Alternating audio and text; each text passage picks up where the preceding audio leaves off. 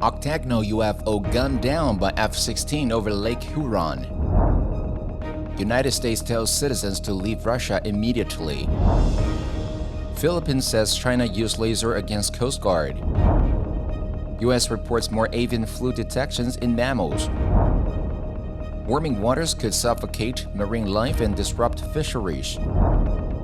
Food insecurity makes millet the new maize.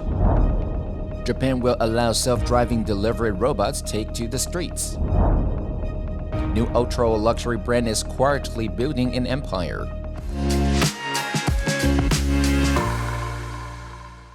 Hello, I'm Johnny. Thank you for joining us on FUNDAY News. It's Tuesday, February 14th, and here are your top stories. The Pentagon said U.S. military fighter jets on Sunday shot down an octagonal object over Lake Huron. The head of North American Aerospace Defense Command, NORAD, Glenn Van Herk, said that the military has not been able to identify what the three most recent objects are, how they stay aloft, or where they are coming from. Van Herk said he would not rule out aliens or any other explanation. I will let the intel community and the counterintelligence community figure that out.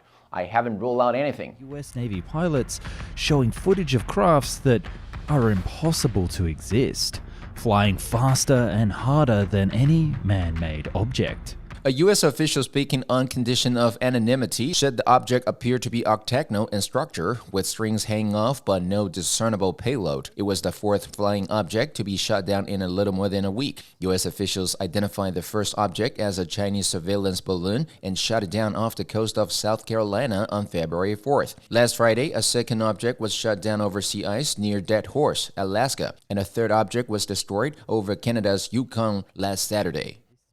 The U.S. Embassy in Moscow has told its citizens to leave Russia immediately due to the war in Ukraine and the risk of arbitrary arrest or harassment by Russian law enforcement agencies. It said, do not travel to Russia. Russian security services have arrested U.S. citizens on spurious charges, signal out U.S. citizens in Russia for detention and harassment, deny them fair and transparent treatment, and convicted them in secret trials or without presenting credible evidence. A warning to U.S. citizens to get out of Russia while they can. Russian President Vladimir Putin is continuing his military draft, calling on The embassy said U.S. citizens residing or traveling in Russia should depart immediately. Exercised increased caution due to the risk of wrongful detentions. Russian authorities have arbitrarily enforced local laws against U.S. citizen religious workers and have opened questionable criminal investigation against U.S. citizens engaged in religious activity. Last year, U.S. basketball star Brittany Griner was sentenced to 9 years in a penal colony for possessing vape cartridges containing cannabis oil.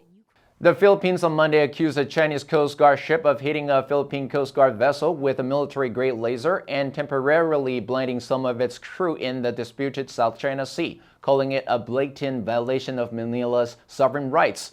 The Chinese ship also maneuvered dangerously close, about 137 meters, to block the Philippine patrol vessel BRP Malapascua from approaching Second Thomas Shoal, a submerged reef that has been occupied by Philippine forces. The Philippines, meantime, has accused a Chinese Coast Guard vessel of shining a military-grade laser light. The Philippine Coast Guard said that while the Chinese Coast Guard had tried to block Philippine Coast Guard ships in the disputed waters before, this was the first time it used lasers and caused physical suffering among Filipino personnel. A video issued by the Coast Guard in Manila shows a Chinese Coast Guard ship cutting across the path of a Philippine vessel. A green laser-like light is emitted by the Chinese ship. The Philippine military said it's time for China to restrain its forces from committing any provocative act. The U.S. Department of Agriculture Animal and Plant Health Inspection Service reported 11 more positive H5N1 avian influenza tests in mammals. Oregon reported the virus in 2 skunks and a raccoon. Wyoming, Wisconsin, and South Dakota reported detections in red foxes. California and Washington reported the virus in bobcats. Montana reported H5N1 in a grizzly bear. Nebraska reported H5N1 in an Amur tiger and a mountain lion, which may be linked to an outbreak at a zoo where a grizzly bear death was reported. The avian flu has made a documented leap from birds to mammals here in Michigan. Colorado Parks and Wildlife CPW said all infective animals showed signs of illness before death or upon necropsy. Neurologic symptoms included seizures or circling, weakness, and lack of responsiveness to humans. organs. Signs of organ damage include encephalitis, hepatitis, and pneumonia.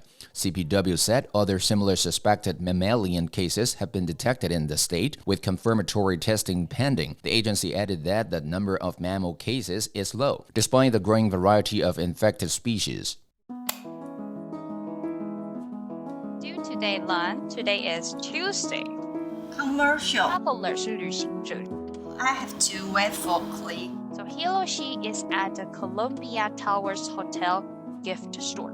所以他在这个饭店的礼品店，然后他要买东西。Okay, so let's take this chance and listen to the. 学习让生活充满乐趣。FUNDAY 英语。 Climate change, ocean acidification, and marine heat waves are leaching oxygen from the ocean by warming surface waters. Some researchers believe the oxygenation could ultimately pose a more significant threat, making vast swaths of the ocean less hospitable to sea life, altering ecosystems, and pushing valuable fisheries into unfamiliar waters. As global warming continues, the problem is sure to get worse, with disturbing forecasts that by 2100, ocean oxygen could decline by as much as 20%. Scientists said sharks, the fast-moving fish that burn lots of oxygen, sit at the top of food chains and crisscross huge ocean expanses, should be sensitive indicators of the effects. A researcher at the UK Marine Biological Association and the University of Southampton said that when he looked at data from tracking tags attached to the sharks, he saw they swam closer to the surface in summer, skirting a pocket of low oxygen. It was really a classic case of decreasing oxygen, clearly displacing the sharks from where they wanted to be.